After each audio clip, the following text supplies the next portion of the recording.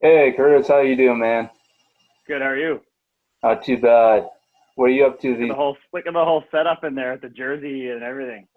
Well, you know what? I know that you're with New Jersey at one point, so I was like, I had the jersey. It's actually a signed Taylor Hall one. Oh, It's got the signature on the back there, so I thought I'd throw it out pretty here. I know you're, pretty nasty. but And you got that with the Leafs gear. yeah, I gotta say I am a Leafs fan, so but it's okay. You can rip on me all you want. Everyone does. So, So wait, are you looking at the screen or are you looking at me the whole time? oh, I'm looking at the screen. Like I'm looking Wait, at. it looks. Oh, but I see you. I see you from the angle. Is that what you like? Is that how you do it? Yeah, once in a while I'll change it up. Just to kind of, I don't know, kind of gets boring. You know, I usually have like right at the top where I'm looking. So yeah, I know it's a little confusing, but no, I'm actually looking right at, I'm looking right All at. right, all right. But yeah, what you been up to, man? So what I've been up to, quarantine, man. It's been a time that I did not expect would happen, but I'm proud to say that I've really taken advantage of it. So, been back in the ice for I think this was the fourth or fifth week on the ice. First week was one skate, then it went to two, then it's to three, went to four. This is the second week of four skates. So I'm training hard, and if I'm not training, I'm working on kind of personal branding type stuff and social injustice issues, and trying to educate myself as well as see my friends, see my girlfriend. So I'm doing a lot of stuff right now. How about you? Oh, like I work in human services, so I'm always like I would be working no matter what. Actually, currently I'm working a little bit more, so uh, right now I'm pretty busy, and then with all the podcasts, right? Like it doesn't seem like a lot, but there's been times where I've done two or three podcasts in one day, and it's exhausting, like just talking and constantly like um, and then just uploading, editing. It's definitely does keep me busy, and then on top of them, working out in the heat. So I'm not used to being out in the heat, working out and lifting weights and stuff. So it does. You're grinding though. You're grinding. You're doing basically what I'm doing. I mean, you work your normal job, which is my training. Then you come home and you grind your kind of your passion, which is a podcast, and then Yeah, you go work out. We just do it all in a different order, kind of. exactly. That's exactly what it is. Yeah, it's just I'm looking forward to the gyms coming back for sure. It's definitely gonna make I think the working out process a little bit easier to do, a little bit more motivation, I think. Mm-hmm. But What's interesting? Oh, go ahead. Go ahead. I was just gonna ask, what's with the T-shirt? Is that one of your own designs? So it's not my design. It's a couple in Lehigh Valley. One's a photographer. One kind of works in making kind of stuff like this, and I think another job.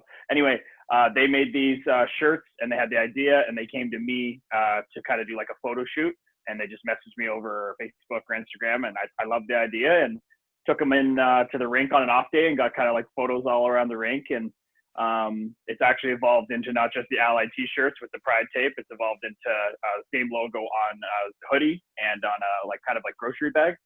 So all the proceeds go to You Can Play, and originally it was going to be to like an AIDS foundation in the Lehigh Valley area, but I think it's to You Can Play, and they've actually been kind of not blowing up, I'd say, but they keep telling me they keep getting a bunch of orders, and I wear it on every podcast. I try to get it as visible as possible, and like, why not? I have bunch of other shirts. I don't need to wear them. I can wear this.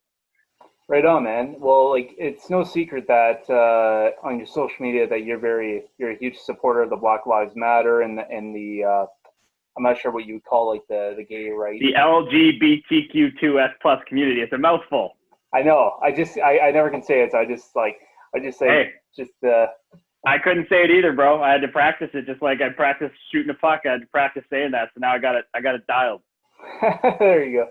So yeah, I mean, like you're quite supportive of that. So what motivated you to do that? Yeah, so when I was playing with the Devils there at that jersey in the background, I was playing there in 2018, or actually, sorry, 20 signed with them in 2018, and then it was the spring of 2019, the end of the season. They had a Pride night, and that summer in 2018, I had a ex girlfriend who had friends who were in the community, and one came out to be in the relationship, and she had a wealthy family and was unsupported financially for at least the time being. And I saw her go through a hardship that I thought was totally unjust.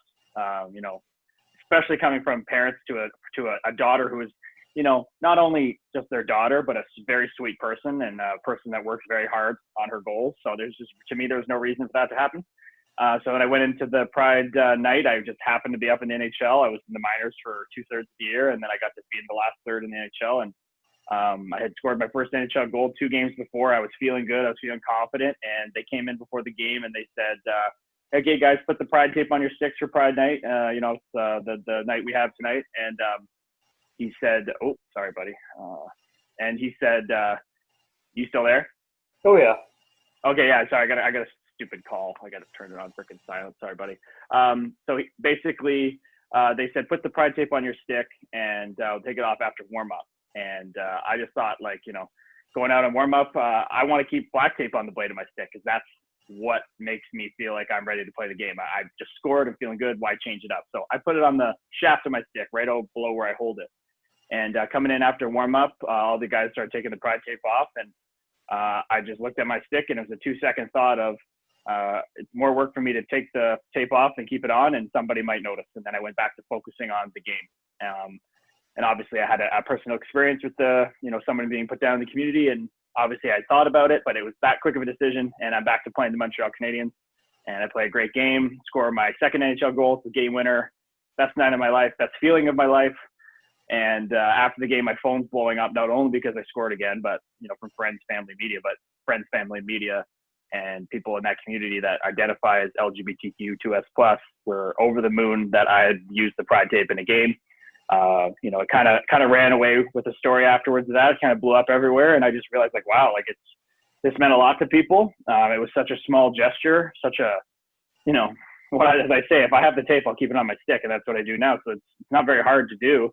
And from then on, I just felt so accepted by that community. And really at the end of the day, as I say, they're not a community, they're just people, because they are people like anybody else. And they just want to be loved for living their true self and living their true life. And it's just kind of gone from there, and it's been probably one of the best things I ever did. Yeah, that's really good, man. That's really inspiring. I think not just for me, but I think anyone that would be listening. And I think that we need to see more of that happening. We need to see people that we look up to step in and show that we are in support, and to show that you're in support for people like that, because they need those people that they look up to, whether it be in sports, politicians, anyone that we're looking up to we have your back, because yep. In the day, you don't really know what goes on for this individual here. I mean, you can look at it they came out and said, yes, I'm this, or I'm this, or this. But what's to say that they're not getting bashed by their own family, or they're not getting bashed by people that they used to be like best friends, right? And we just need to, as a society, come together and help each other realize and educate that these are just people like you and me. It's so different than I like women. So why is that problem that guy likes another guy? He doesn't have a disease. He's not hated by God. He likes people just like you and me. So what's the problem? Good. It's the uneducated and ignorance that flows, unfortunately. Yeah, but what's crazy is that my former agent, who I don't work with now for hockey reasons, he actually was against same-sex marriage. He calls himself a real true Christian. He calls kind of people with a little C if they don't say they're religious and identify as Christian, but they don't kind of speak up against homosexuality and stuff like that, so that they're kind of a little C. So he's like a big C, he describes it, and he's a real Christ follower. And he feels obligated to, speak the word of God. And he truly believes that his mind will never be changed. He describes himself as not closed-minded, but decided-minded. And he thinks marriage is a sacred thing that's an institution of over 2,000 years. And I don't know, he doesn't know why it's trying to change now. And, you just try to have an open, honest discussion, and things can get heated. And at the end of the day, it can't get heated, because then we will never have a conversation, and the conversation will shut down. So for me, it's all about swallowing your emotions, and it's hard to do as a professional hockey player. I live and play on emotion, especially with my role in hockey. So but I'm learning to kind of swallow my pride, basically, knowing, in my mind, I'm right. And in his mind, he's right. So, I mean, at the end of the day, as long as he's not hurting anyone, as long as because he believes, homosexuality is just as much of a sin as murder. So he sees them all in the same. He sees them as mental illness and one in the same. And, as long as you're not going out and hurting anybody, as long as you're not condemning people for it, and you want to, they want to help people. They think it's a mental illness. They want to help them through it. As long as they want to help, whether or not they think it's right, as long as it's not really harming anyone, I can't really scream in this guy's face. And that's when conversations break down, right? So it's such a touchy issue. It's such a big issue, such a deep-rooted issue, but we all just got to continue to try to help change the narrative and educate. Oh, 100%, man. You said the best. Yeah, and another thing I kind of wanted to touch on because you kind of brought that up. Have you heard that guy? He's a younger player, Eric Guest. Oh yeah. Okay, so you've heard about that, yeah. What's your thoughts on the take of junior hockey players being harassed that way, and the problem that the inside problem with the teams? Yeah, not only do I know about him, he's from London, Ontario, where I live and train, and I skated with him last summer. So he's a good little player. I know he still plays at the lower level now, but he reached out to me and loved how I was using my platform to kind of change culture, and he wants to change hockey culture. That's his prerogative, and that's what he's experienced, and he can't take that away from him. So for me, I played in Owen Sound, and I can only speak of my experience there. It was phenomenal. I thought it's very tasteful what went on there. You pick up pucks, you pick movies on the bus as a young guy. You do the normal stuff, and what he went through, if I had gone through that, maybe in the same thing that he had gone through, I'm a different personality. So if I'm forced to do some drug or something, I just say no. And if you force me, I still won't do it because that's just who I am. But we need to understand that not every hockey player is a mature 16, 17-year-old. Some guys have a lot more maturing and growing up to do. I had a lot more maturing growing up to in a different area, but not those things I was solid on. So we need to understand that these things do happen, and that some people, just the makeup of who they are, they're going to be more susceptible to want to try to fit in. And that led Eric Guest on a terrible path, obviously, as he's revealed. So I can't speak from personal experience. Of course, there were little things here and there, but I'm not blind to the fact that these things do go on. And I think it just has to come down to education. Obviously, the OHL has banned all hazing. And that was when I played there as well. But it still goes on because we hang out away from the rink. So they can't watch us all the time. But we just need to continue to they need to continue to educate and do programs of why hazing is not okay, that we should want to celebrate everybody's, differences or their views of not wanting to do, like in Eric Guest's case, a drug, or not wanting to drink or something. Like, we need to understand that a team is made up of individuals that all have strengths and weaknesses. You can't expect everyone to be the same. That's just like, people who are religious wanting to have everyone believe their religion just because they believe it's right. It doesn't make any sense. So we just need to embrace everyone's true self and let everyone be themselves and not force them to do anything they don't want to do. 100%. Yeah, no, I totally agree with that.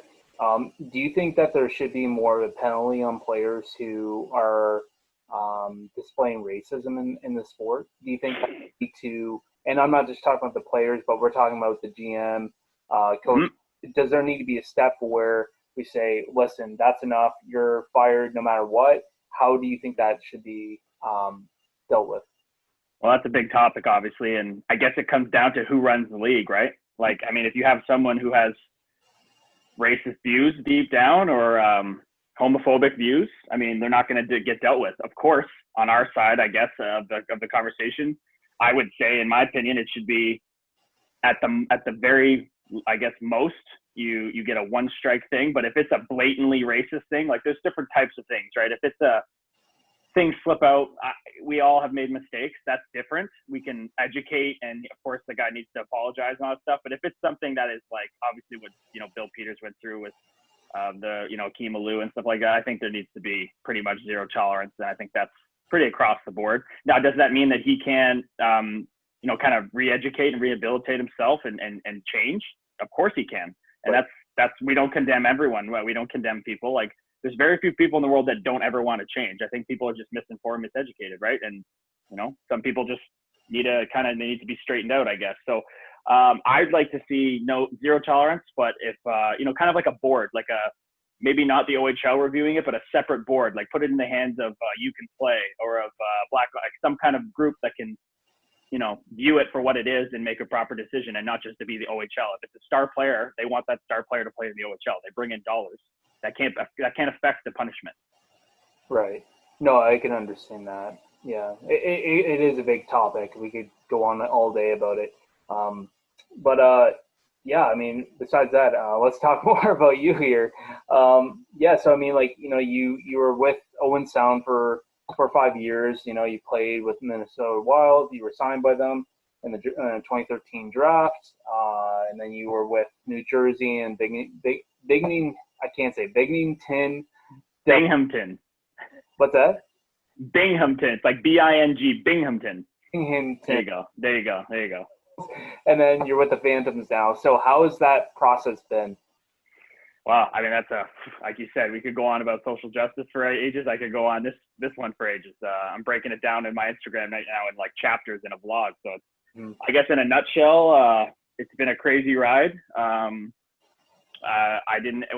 Most kids who play in the NHL, they're kind of obvious when they're 16, 17, 18. I'd say the majority, especially the star players. But then you have guys like me who kind of come out of the woodwork. We mature later. It takes longer for us to kind of come around. I didn't have a dad for most of my life, and I didn't have that guy pushing me. I just played hockey for fun, and maybe that helped me in a way, because now maybe that's why I have so much passion now to like go so hard at it, because I never was pushed to as a younger kid, So made the OHL as a free agent out of nowhere, like just crazy coincidence that you hear in life of crazy stories. Still blows my mind. Had a tumultuous couple of years in the OHL, but finally had my big year and got drafted Minnesota Wild in my third draft eligible time. And crazy to not get drafted in the OHL and they get drafted in the NHL, mind boggling. And then to go into pro, and think you've made it a couple times now. I thought I made it full time with the Wild in, I want to say 2016, 2017. I thought I made it full time with the Devils in 2018, 2019. And then this year I didn't get called up at all. So, I mean, hockey, and why we love sports is the drama of sports, because it's real life. It's not scripted, right? It's the roller coaster ride of emotions. And sometimes real people's stories are even crazier than some, kind of movies and stuff. Like I can't even believe the stuff that's happened in my life. And everybody has their own story. It's just some are more visible because I play pro hockey. Everybody has their own things to overcome. And that's what all kind of ties us together. So for me, it's just been a crazy roller coaster ride, man, with some huge highs, the highest highs of my life and the lowest lows of my life. Right, man. Right on, man. What's your thoughts on the NHL comeback? Do you think it's realistic? I mean, heck, they're trying, eh? Like, you got to give them credit for how much work they're putting in. I think the main reason it's happening is because of escrow. Do you familiar with escrow? I am not. You're going to have to explain that to me. Okay, so escrow is basically a fee that gets taken off all the players' salaries, each and every player, that helps keep afloat the teams that are in the red. Arizona Coyotes, Florida Panthers, no fans in the stands, okay? The NHL wants to keep those teams alive, because maybe if the Arizona Coyotes didn't exist, there's no Austin Matthews. Maybe if the Florida Panthers didn't exist, there's no players from Florida. They're trying to grow the game in all corners of America. So how this works is, say you play in two examples. You play in Dallas, you have no state income tax, okay? But you still pay 12 to 13 to 14% of your salary to the league that goes to those teams.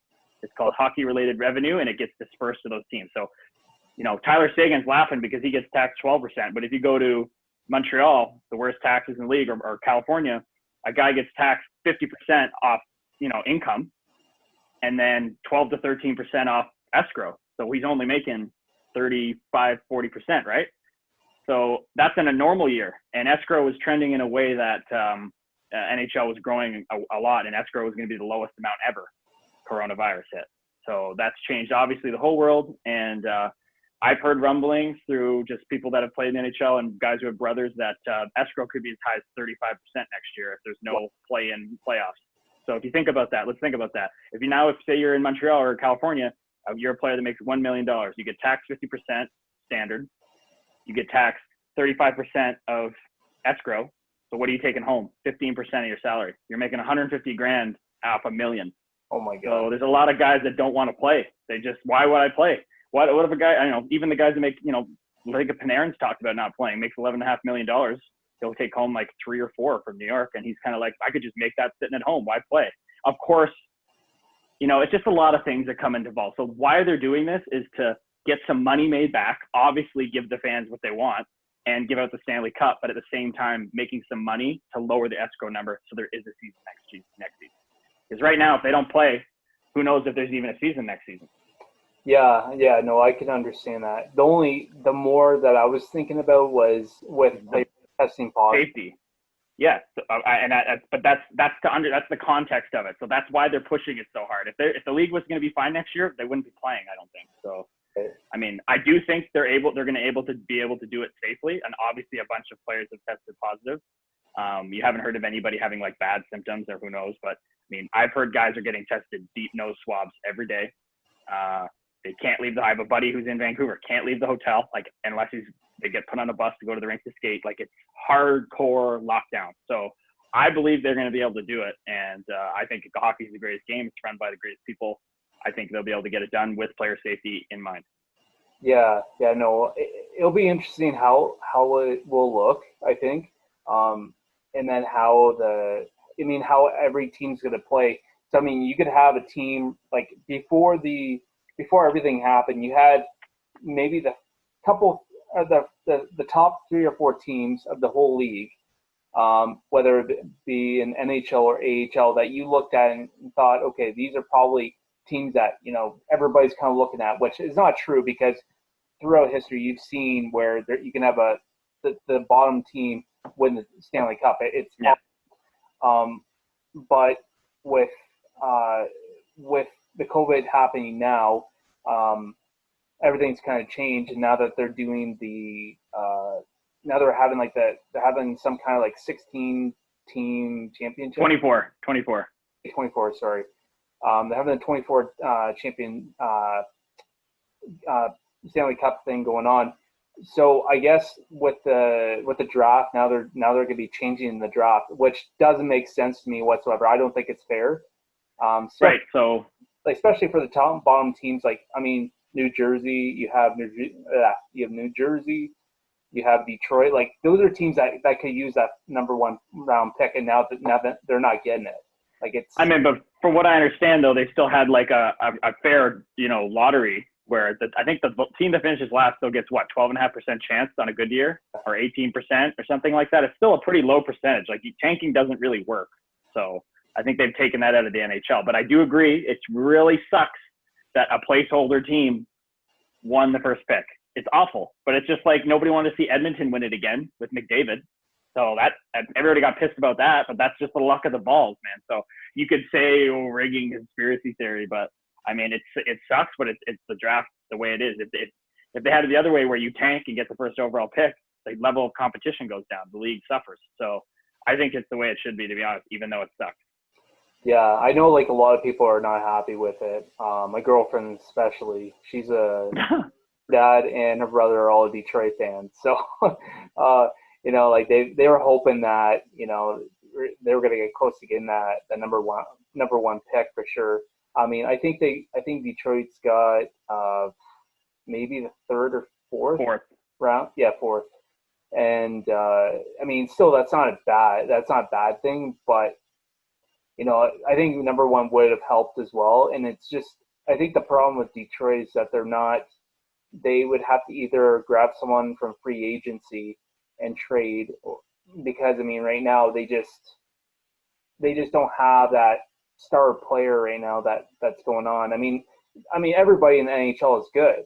It's just when you need a team to have some star players to have some kind of trade value to get the players that you need for the team, or the right in the right spots. And that's what's kind of happening is that whether or not everyone's trying to model a team like Vegas Knights, like what they were Vegas Golden Knights. I'm not too sure if that's what they're trying to do, or they're trying to. I know definitely they've learned a lesson from what Toronto has done, because I think Toronto Maple Leafs have definitely totally screwed themselves right now. As much as as much as I love Marner, I love those guys. They're not going to be able to get far with what they're doing, because in my opinion, they're kind of doing what Boston did 4 or 5 years ago. They had really a good first or second line, and then that was it. And then what was happening was when they had to re-sign everybody, they didn't have the cap space to do it, so they had to redo everything. And right. Well, as a player, I can't comment on those things because it's not my place to. So, I mean, you look at what Steve Yzerman said. What did you see what he said after they went from first overall pick, I guess, to fourth? Did you see what he said? no, He said exactly what you're supposed to say in life when, shit doesn't go your way. He said, oh, what are we going to pout about it? Like, we got the fourth pick. We'll get a great player. Moving on. We're not, why would we think about something we can't control? So as a player and a friggin' Hall of Fame, one of the greatest of all time, that's who you want running your franchise. And that's the attitude you got to have. And that's the attitude the fans got to have because, I mean, of course you can, I mean, that's a fan's perspective I'm a fan first too, to say this, that, and the other. But at the end of the day, it happened. Are you going to worry about it or are you going to deal with it? So I think Stevie Y is going to deal with it. well, and then I guess we have to always realize too. I mean, Steve Yzerman, he was like what, a fourth round pick, right? No, I think he was fourth overall. Overall, sorry. So, I mean, you never know. I mean, you could get a first round pick and then the guy doesn't produce, or exactly.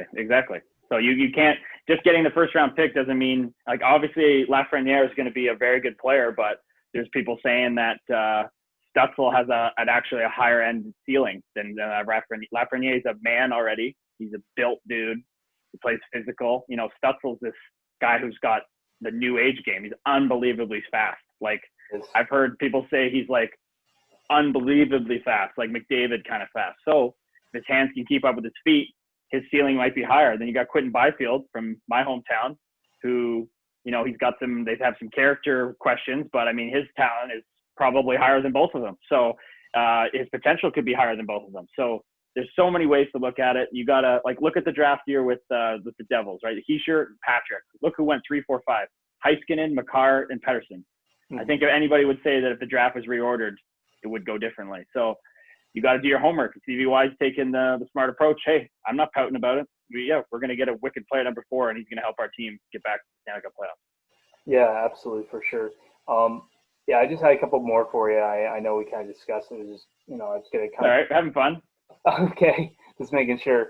So what's kind of your goals for the next season? Playing the NHL. Goals never changed. I finished the year with the Devils, 3 months. I thought I was going to have a chance to play in the NHL next season. I got an opportunity with Philadelphia, and it kind of got taken away with an injury in camp that kind of took me out of the running, but then I couldn't get back up there, whether that's my fault, whether that's me not getting called up. Can't control that. I tried my best, gave it everything I have, and I truly believe in myself and believe that in the right situation with a coach that believes in me, GM believes in me, that I can be that Ryan Reeves type of player. So whether it's Detroit, whether it's, I mean, who knows, I go back to Philly, I don't know, but there's a lot of teams out there that I think could use someone like me. And I'm a culture type of guy. I think I add a lot to an organization just with the person I am and what I do on the ice on top of that. So I'm looking to play in the NHL. It's always been the dream. I'm not giving up because I haven't yet at 27. I think I'm just entering my prime. I mean, Ryan Reeves didn't make it until he's 26, 27. So, hey, bring it on. That's a really good attitude, man. Honestly, and I think that's another thing that teams need is that guy to, maybe you don't have to be the captain of the team, but just having the person to look up to the team, having that leadership, right, and having that role model on the team, right. That's definitely, I think, something that a team should and does need for sure. Yeah, the team needs everybody to be a leader. That's what we're taught as hockey players. Just because you don't have a letter doesn't mean you're not a leader. Oh yeah, 100%. Yeah, I mean, I know that, as much as the captains should be the leaders, but yeah, everybody should have that little bit of leadership, because you're not just being a leader just for the team. You're showing that role model for the fans, the younger fans, the ones that look up to you, want to do that in the future, right? Yeah, to be in an NHL franchise on the roster is such an honor. You're talking, I mean, obviously with us, when we think hockey's the greatest game of the world, what an honor. You got to represent yourself. You got to lead yourself, Your team's only as good as maybe not in hockey all the time, but you got to have everyone on board. You can't have, you need 20 guys in the lineup every night that are ready to go. Absolutely. Um, do you have any favorite or non-favorite moments of your career? Yeah, I got a couple really embarrassing, really awful moments. I have one that everybody knows about because it's caught on camera in the hallway where me and Vince Dunn got after it. And as I walked across the concrete to go confront him, my mom's voice came in my head and said, "Hey, this is assault. Like you've never been in a fight off the ice. You've been over 100 on the ice. Why are you doing this? Get him next time on the ice." And that's why I stopped and I shook him a bit and said, tried to scare him. And kudos to him. I guess I scared him enough, and he rocked me with a punch. So that's the one everybody knows about. But the other one they don't know about is I was playing in the minors maybe a year before, a year after. This guy named Pierre Cedric Labrie, really tough dude, respect him a lot, but me and him hate each other on the ice. And we were playing against each other, and we agreed to fight, and we agreed to fight off a defensive zone draw. So it's in my own end, and I back up because I think we're about to fight. Everybody backs up because they know we're fighting. Hmm. The ref drops the puck. His centerman decides to win the puck right to him, and he shoots it in the net because the goalie's not paying attention because he thinks we're fighting. So, I mean, I wouldn't have done that, but hey, I guess he scored a goal for the team. And as soon as he scored, he just looked at me and started laughing and celebrated. And then we went to the bench, and I went back to my coach and said, "I'm not coming off. I'm fighting him." And then I had to go fight him after allowing him to score a goal like that. So I almost find that more embarrassing, but it's also kind of a dick move by him, to be honest with you. But it is what it is. Yeah, like so when it comes to fighting on the ice, now that we're talking about the fight, is most of the time is it more just agree like, hey, you want to go, or is it more like someone does something to piss you off and like whacks you, or like how does it? Everything under the sun, every possible way you can think of, it happens that way has happened for me. I mean, I guess primarily nowadays you want it to be protecting a teammate or hitting somebody so hard that you make the other team come after you. I guess those are the two ways. When after I fought Milan Lucic in the box, was my idol. I was sitting there, we were chatting back and forth, and he said, "Man," he said, "I appreciate you wanting to fight me just like that off the start of the game." He's like, "I used to have a bad first period in Boston, and I would just go fight someone in the second period just because there was more tough guys around, just to fire myself up." I said, "Dude, I never play bad when I fight. So, I mean, obviously I don't want to fight 182 games at 82 times at 82 games, but I want to fight a lot because it gets me going and makes me play better." So, and it's obviously you need to do it for my team. It's my role. So today's hockey, it doesn't have those fights where two guys are just like, screw it. I guess sometimes it happens, but usually there's a reason more now. Yeah, I mean, like when you're in the box, do you ever have any like issues with the fans, like trying to get under your skin, like kind of like saying something or? If they're being negative to me, I just ignore them because what the hell are they going to do with me if they dump something on me, they're going to get kicked out, and I'll just laugh at them. Like if they're doing anything negative to me, I just totally ignore them. But if there's a kid there that's being funny or being cute or like clearly likes me or something, I'll play around with the kid or to the guy. If he says good job, I'll say thank you. So I just keep it positive. I mean, it's the classic line. If some guy wants to try to get under my skin, I mean, I've said it before, but I try not to say it anymore. It's like, you pay to watch me play. So like, wait, what are you going to say to that? I mean, that's kind of the thing you guys sometimes say to guys, and I've tried not to now because the fans do pay our salary and they make the game so great. But there are, there's asshole people out there in every walk of life, but I just try to ignore the negative people. Yeah, I mean, you're definitely not going to be pulling Ty Domi, right? No, I don't think they should be doing that because as soon as he comes over there, I mean, I guess that's maybe a different time. But if someone comes in the penalty box, I definitely should be allowed to punch them. That should be a total not assault case. Yeah, and I mean, like, I mean, I know that doesn't really happen anymore because I mean, security's a little bit better. Yeah, I know. But I think, yeah, I mean, like, I think personally, if I was sitting in the box and someone fan jumps over the glass and starts punching me, I'm like, what am I gonna do? I'm gonna sit there and just allow them to hit me. I mean, you got to do something. No. Normally, you have someone in the box, right? So, Yeah. More than likely, it's not really gonna happen. But, Yeah. yeah, man. Yeah, we're just kind of coming up time here. I went through everything I need to go with you on. Perfect. But it's been nothing but a pleasure having you on. You're definitely inspiration up for me, but I think for the fans as well, for the people that are listening. I just want to say, just keep doing what you're doing and getting your message across. It's nothing but great news. Thank you so much. I appreciate that, dude. And keep doing your thing too. I love the grind. I think you're one of the people that get it, that hard work. Always make you. How good do you feel when you grind a bunch of podcasts, get your work done, get work out in, you go to bed, you can sleep easy because you put your work in. Like, I mean, that's what life's about right there for me. So you keep doing it too, man. You get it. Absolutely, man. It feels great. Thanks for having me on. Thank you.